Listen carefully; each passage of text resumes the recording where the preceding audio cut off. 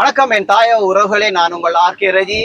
நாங்கள் இன்றைக்கு என்ன வீடியோ பார்க்க போறோம்னு சொல்லி சொன்னால், இந்திய நாளிலே வடமராட்சி இலங்கையிலே யாழ்ப்பாணத்திலே வடமராட்சி கிழக்கு மருதங்கணி டிவிஷன் பிரிவிலே நாகர்கோவில் என்ற இடத்திலே இந்த ஒரு மூங்கில் ஆலயம் என்றுதான் சொல்ல இயலும். இந்த மூங்கில் ஆலயம் இந்த கரை ஒதுங்கி இருக்கிறது. அந்த வகையிலே உள்ளே ஒரு கோவிலாக இந்த இடத்தை இந்த வீட்டை பாவித்திருக்கிறார்கள் என்றுதான் நாங்கள் பார்க்கக்கூடிய மாதிரி இருக்கிறது. இந்த நேரத்திலே நாங்கள் இந்த வீடியோவை வீடியோவை தொடர்ச்சியாக பாருங்கள். நாங்கள் அவர்களுடைய உள்ள என்ன இருக்கிறது, எப்படி வழிபட்டிருக்கிறார்கள், இது எந்த நாட்டை சேர்ந்தவர்கள் என்றதையும் ஆனால் ஒரு டவுட்டாக இருக்கிறது எந்த நாட்டை சேர்ந்தவர்கள். ஆனால் அந்த இராணுவத்தினர் சொல்லுகிறார்கள் இது மியான்மரை சேர்ந்த வீடாக இருக்கலாம் அல்லது இந்தோனேசியாவை சேர்ந்த வீடுகளாக இருக்கலாம் என்று சொல்லுகிறார்கள். ஆனால் அது 100% நம்பக்கூடிய மாதிரி தெரியவில்லை, உறுதிப்படுத்த முடிய தகவலாக இருக்கிறது. இன்னும் ஒரு குறிப்பிட்ட நேரத்துக்கு பிறகு இந்த இடத்திலே காவல்துறையினர் வர இருக்கிறார்கள். அவர்கள் சில நேரம் யாராவது ஐடென்டிஃபை பண்ணக்கூடிய மாதிரி இருந்தால் அதற்கு அப்புறம் இந்த தகவலை நாங்கள் பிரபலப்படுத்துவோம். அந்த வகையிலே நாகர்கோவில் கடற்கரையிலே காலை 5 மணி அளவிலே இந்த மூங்கில் வீடு, இந்த மூங்கில் கோயில் என்றுதான் சொல்ல வேணும். இந்த கோயில் இங்கே கரை ஒதுங்கி இருக்குது. அந்த நாகர்கோவில் மக்களாலே இது எடுக்கப்பட்டு இந்த கயிறாலே கட்டி வைக்கப்பட்டிருக்கிறது. அந்த வகையிலே நாங்கள் இதன் தொடர்ச்சியான இது யாருடையது, இது என்னத்துக்காக கரையொதுங்கப்பட்டது அல்லது யாராலும் இழுத்து வரப்பட்டதா அல்லது ஏதாவது வன்முறைகளால இங்கே ஒதுங்கப்பட்டதா என்ற ஒரு விரிவாக்கத்தை நாங்கள் தொடர்ச்சியான காணொலியிலே தர இருக்கிறோம். தொடர்ச்சியாக வணிவாக யூடியூப் சேனலுக்கு நீங்கள் இதுதான் முதல் தடவையாக இருந்தால் கட்டாயம் சப்ஸ்கிரைப் பண்ணுங்கள். சப்ஸ்கிரைப் பண்ணி போட்டு காணொலியை பாருங்கள். வாங்கள் காணொலிக்கு போகலாம்.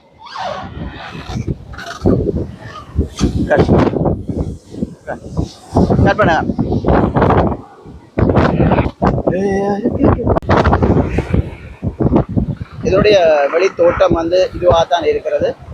அந்த வகையிலே இந்த 2 சைட்லேயும் மூங்கில் மரம் தான் இருக்கு. ஆனால் அது கன நாள் இல்லைன்னு நினைக்கிறேன்னா அதுல இலை இப்பயுமே இருக்கு. அதாவது இந்த கொடி மூங்கிலாலே உள்ள மிதப்புகளாலே அதாவது ரோசான்னு சொல்றேன், ரெஜிகோன்னு சொல்றேன்.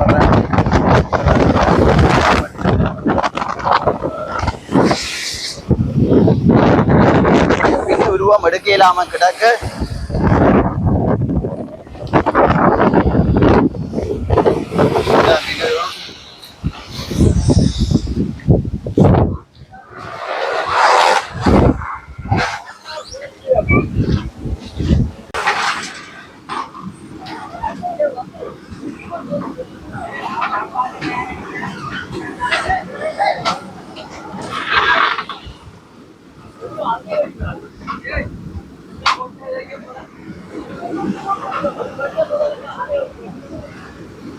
இந்த இடத்துல பாருங்க, கூடுதலா கம்பியால சுத்தி அடைக்கப்பட்ட ஒரு வீடு. அந்த குடிகள் எல்லாமே இருக்கு. இது புத்தர் சிலை இருக்கு. தேங்காய்கள் நிறைய 2, 4, 6, 8 தேங்காய் கிண்ணியல். இதுல எதுவும் அவங்களோட லாங்குவேஜ்ல பாஷையில இருக்கு. ஆனா என்னன்னு தெரியல. தெரிந்தார்கள் இதில் கமெண்ட்ஸ் பண்ணுங்க. இந்த எழுத்துக்கள் கூடுதலாக புத்த இதான் இருக்கு.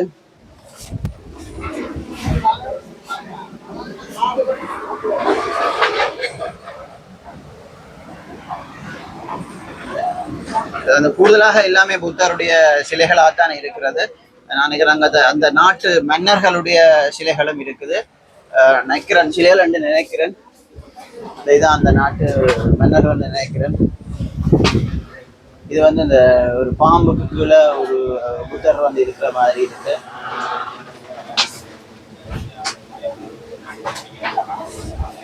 இது ஒரு கோயிலாக வழிபட்டது மாதிரி தான் தெரியுது. இது எங்கேருந்து வந்ததுன்றது தெரியல. வாங்க, வழியில நிக்கிறாங்களோட கழிச்சு பார்ப்போம். இராணுவத்தினரும் இருக்கிறார்கள், அவர்கிட்ட கேட்டு பார்க்கலாம். வாங்க வாங்கலாம். இந்த வாழை பாருங்க, இந்த வாழை கடை இல்லை, கருவே இல்லை. அப்படி இன்றைக்கு இந்த குறிப்பிட்ட ஒரு நாளாக தான் இருக்கும் இந்த மூங்கில் வீடு. அந்த இடத்துல இருந்து வெளிக்கிட்டு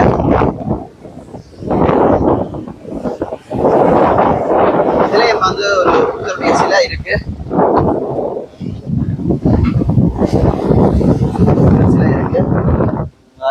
கிண்ணியல் இருக்கு.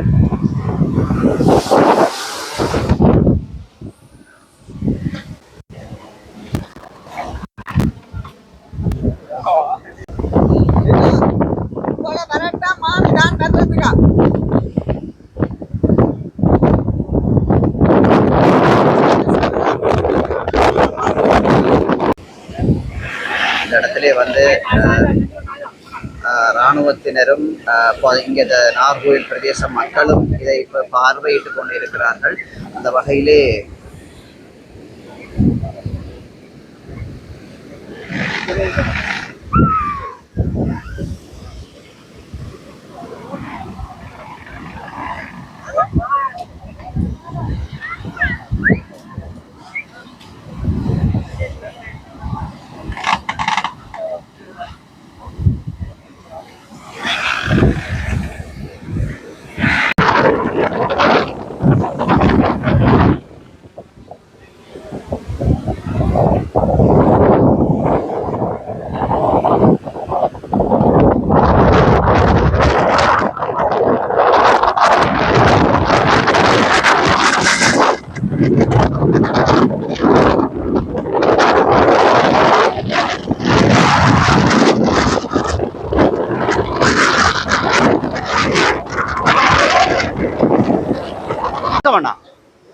வணக்கம். வணக்கம். நீங்கள் தான் இந்த இந்த வீட்டை மூங்கில் வீட்டை கண்டனீங்களா ஃபர்ஸ்ட்? ஆமாம்.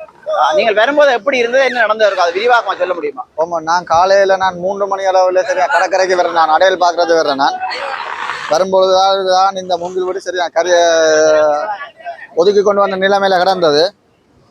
ஒதுக்கி கொண்டு வர்ற அளவில் நான் இதை கண்டு போட்டு உடனே கைத்தாளை பிடிச்சி கட்டி போட்டு அறிவிச்சேன். ஊர் மக்களுக்கும் அறிவிச்சுங்க சரியா சீ அடிக்க நான் அறிவிச்சு விட்டுனேன். நீங்கள் வரும்போது கிட்டத்தட்ட கரையிலேருந்து எத்தனை மீட்டர்ல இருந்தது கடலுக்கும் அந்த வீட்டுக்கும்? எப்படியும் கரையில இருந்து சொல்லி பார்க்கப்போனா அப்படி ஒரு 10 மீட்டர் 15 மீட்டர் அப்படிதான் கிடந்திருக்கும். நான்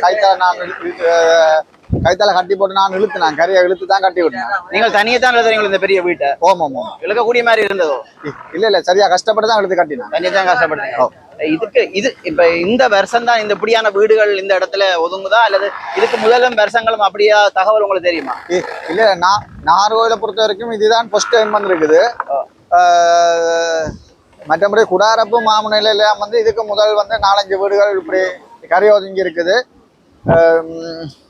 முதல்ல நான் கண்டேன்னு சொன்னா பருத்துறை பகுதியில 2014ஆம் ஆண்டு ஒரு வீடு ஒதுங்கினேன். முதல் தகவலை ராணுவத்தினரும் சென்று பார்வையிட்டு இருக்கிறார்கள் வந்து இந்த இடத்துல அறிவிச்சு. நான் ராணுவத்துக்கு முதல்ல கோல் பண்ணி அறிவிச்சு. நான் 3:30 கோல் பண்ணி அறிவிச்சுட்டேன். நான் அறிவிச்ச கையோட அம்பன்ல இருந்து சரியா ராணுவத்தினர் வந்து பார்வையிட்டதை பொறுத்து இந்த இது என்னத்துக்காக அமைக்கப்பட்டிருக்கு, ஏன் கரை ஒதுங்கினதாக ராணுவத்தினர் உங்களுக்கு சொல்லியிருக்காங்களா? இது வந்து என்ன சொன்னா மியான்மர்ல இருந்தா வந்தேன்னு சொல்லித்தான் சொல்லிக்கிறேன். மற்றபடி கரை ஒதுங்கினாக்கான காரணம் என்ன தெரியல, சரியா தெரியல. இது வந்து ஒரு கோயிலா இருக்குமா, அல்லது இறந்தவர்களுக்கான ஒரு சமாதியாக ஆத்மா சாந்தி பிரார்த்தனைக்காக மிதக்கப்படுற பேழையாக இருக்குமா? ராணுவத்தினர் அது சம்பந்தமாக ஏதாவது சொன்னார்களா? ஓமன், ராணுவத்தில் சொல்றேன் என்னன்னு சொன்னா இது வந்து அங்க அந்த மியான்மர்ல சரியா வருத்தங்கள் கூடுதலா வர்றபடியாக வந்து அவன் வருத்தங்களை சரியா நீக்குவதற்காக இப்படிப்பட்ட இந்த சிலைகளை செஞ்சான் கடல்ல இப்படி புர்ரவினவா. ஓகே, இந்த நேரத்திலேயே எங்களுடன் பனிவாக யூடியூப் சேனலோட இணைந்தமைக்கு மிக்க நன்றி. நன்றி, வணக்கம்.